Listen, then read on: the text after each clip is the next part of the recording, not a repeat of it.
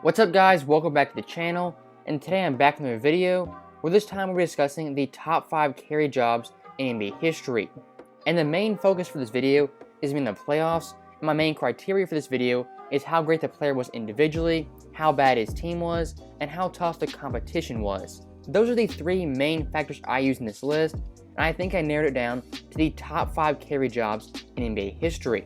Now before we get into this video, if you hadn't already subscribed, make sure to do so, and if you could like this video, I would greatly appreciate it. So with that being said, let's get into the video. So first up at number 5, we have Michael Jordan in 1992. And this version of Jordan was in his prime and looking to repeat as an NBA champion. And for this Bulls team, they were a very dominant team and a very great all-around team. And Jordan, of course, was the best player and the alpha dog of this Bulls team. And this year, he averaged 30.1 points per game, that led the NBA, 6.4 boards, 6.1 assists on 51, 27, and 83 splits.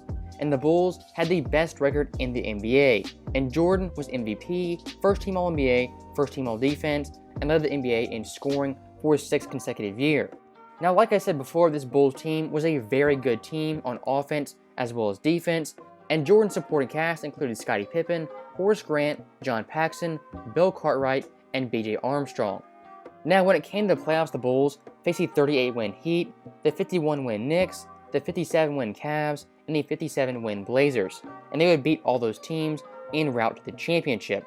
And during this playoff run, Jordan averaged 34.5 points per game, 6.2 boards, 5.8 assists, 2.0 steals on 49, 38, and 85 splits. And out of that entire Bulls roster, Jordan was the only player to average over 20 points per game, and he only had 2 double-digit scores. And in NBA history, this is the 5th lowest supporting cast ever for a championship team.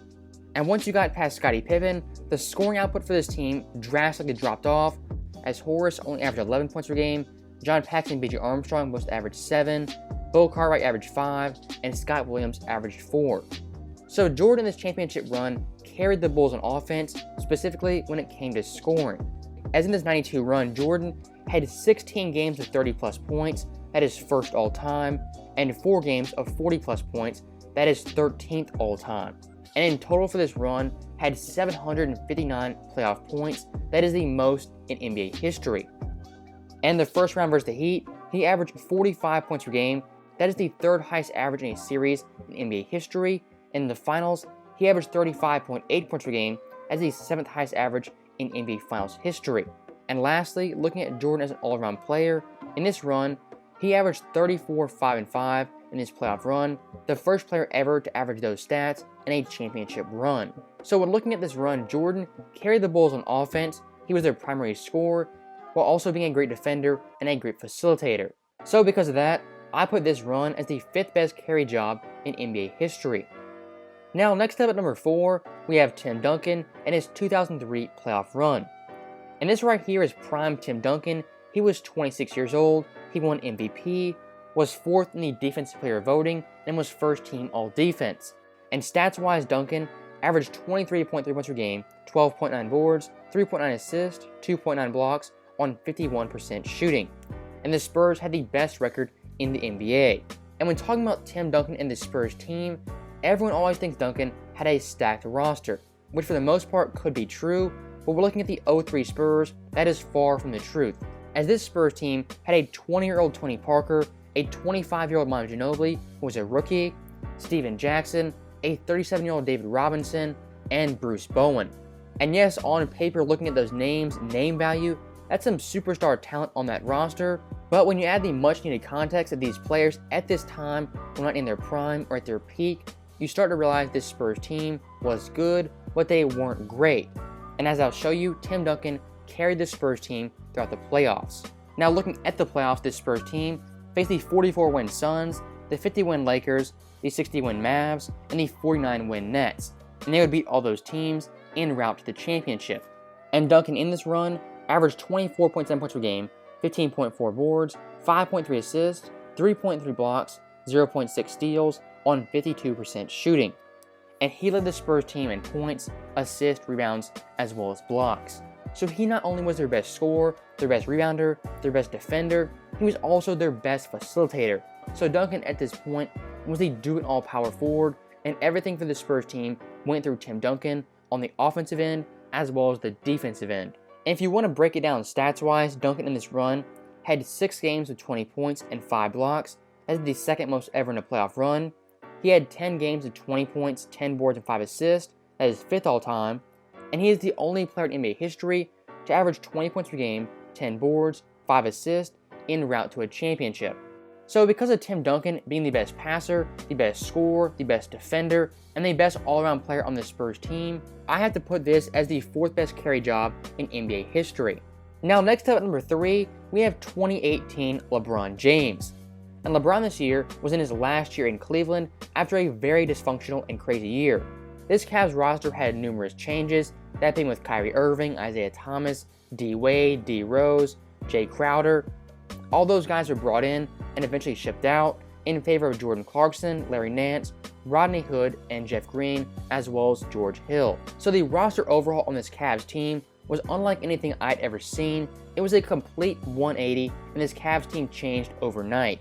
And despite all that change around him, LeBron was still LeBron, averaging 27.5 points per game, 9.1 assists, 8.6 boards on 54, 36, and 73 splits. And because LeBron dominated like that, he finished second in MVP voting, he was first team All-NBA, and the Cavs won 50 games. And he also played all 82 games for the first time in his career, playing the most minutes in the league at 36.9. Now looking ahead to the playoffs, this Cavs team will have some pretty good competition. They face the 48-win Pacers, the 59-win Raptors, the 55-win Celtics, and the 58-win Warriors. And this Cavs team, as you can see, made it to the NBA Finals, but they would lose to Golden State in 4 games. But still, LeBron had a great all-time run, carrying this Cavs team, averaging 34 points per game, 9.1 boards, 9.0 assists, on 53, 34, and 74 splits. And some of the games LeBron had in this run were so memorable. He had 44 points in Game 5 versus the Pacers that included a buzzer-beating 3-pointer. He also had 45 points in Game 7 versus that same Pacers team, as the 3rd most points in a Game 7 in NBA history. In Game 3 versus Toronto, he had 38 points, including the game-winning buzzer-beater over OG Anunoby. And when it came to the conference finals, LeBron had 46 points in Game 6 and 35 points, 15 boards, and 9 assists in Game 7, which the Cavs won. And LeBron's best game of this run, and arguably the best game of his career, was in Game 1 versus the Warriors, where he had 51 points, 8 assists, and 8 boards. And diving deeper into the stats, LeBron in this run had 748 points, that is the 2nd most points ever in a playoff run. He had 8 games of 40 plus points, that is the most ever. He had 12 games of 30 plus points, that is 13th most ever. And that 51-point game in the finals was the 5th highest scoring game in finals history. So from an all-around perspective, LeBron this year carried a terrible Cavs team on offense as well as defense, and he was extremely clutch in the process. That's why I ranked this as the 3rd best carry job in NBA history. Now next up at number 2, we have Dirk Nowitzki in 2011. And Dirk at this point in time was already a top 30 player in NBA history, but he was searching for the elusive championship ring. And nobody in the NBA thought that Dirk and this Mavs team was going to win that title this year. And Dirk individually averaged 23 points per game, 7.0 boards, 2.6 assists on 51, 39, and 89 splits, and finished 6th in MVP voting and was 2nd team All-NBA. And this Mavs team definitely overachieved, having the 3rd best record in the Western Conference. Now looking at the playoffs, Dallas faced the 48-win Blazers, the 57-win Lakers, the 55-win Thunder, and the 58-win Heat.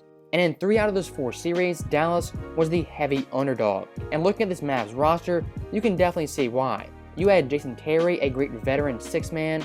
You had Shawn Marion, a great 3-and-D player. Jason Kidd, past his prime, but still effective. And Tyson Chandler, a great defensive player. But outside of those 4 guys, there wasn't much help for Dirk on this team. And offensively, it was hit or miss depending on the night. And with that being the case, Dirk had to up his play, averaging 27.7 points per game, 8.1 boards, 2.5 assists on 48, 46, and 94 splits. And right there to me, the scoring as well as the efficiency definitely stands out as a big mark from this Dirk playoff run. And in NBA history, Dirk is the only player ever to average over 27 points per game, shooting 45% from 3 en route to a championship. Also, one of the big things that stands out is how clutch Dirk was during this run. If you look at his clutch stats, the last 5 minutes of the game within 5 points, he had 66 total points as the second most ever on crazy 53, 60, and 97 splits. So in this run, Dirk had arguably the most clutch playoff run in NBA history, carrying an average Mavs team. And when it came to the finals, he definitely carried the Mavs, as they were the heavy underdogs versus the Big Three Heat that had D Wade, Chris Bosh, and LeBron James. And once again, if you look at clutch time scoring, Dirk was also fantastic, having 26 total points in this series, compared to the entire Big Three Heat, who only had 21 points combined. So Dirk in the clutch was unconscious at an all-time great run, but still the one thing that makes his run so special is how hard the competition was. You faced Kobe's Lakers, who were defending champs, you faced the young OKC Thunder with KD, Westbrook, and Harden. In the finals, you beat the Big Three Heat. Facing those three teams and beating those three teams takes this run to another level. That's why I put it at the number 2 spot. Now finally at the number 1 spot, for the greatest carry job in NBA history, of course, we have 94 HAKEEM Olajuwon. And every NBA fan knows how dominant HAKEEM was this year, averaging 27.3 points per game, 11.9 boards, 3.7 blocks on 52% shooting. And Houston this year had a 58-24 record, the second best record in the Western Conference.